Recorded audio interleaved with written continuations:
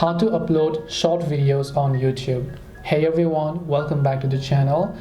In this video we will learn how we can upload YouTube shorts on YouTube, so make sure to watch the video till the end. Now when you open the YouTube app, you might have noticed other creators also posting shorts like this, and you just think that you also want to get started with the trend and then you want to post shorts. Well, it's very simple. You can do this right from the YouTube mobile app itself by just tapping the plus icon from the bottom.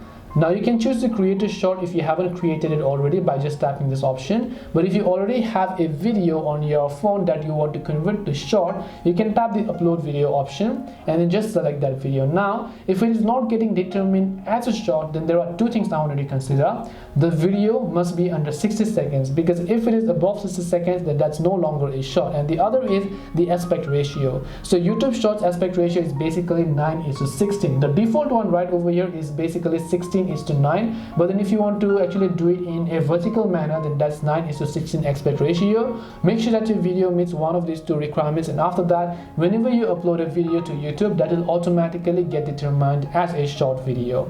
So hope this video helped you. If you have got any questions, feel free to leave them down. Thank you for watching and see you in the next video.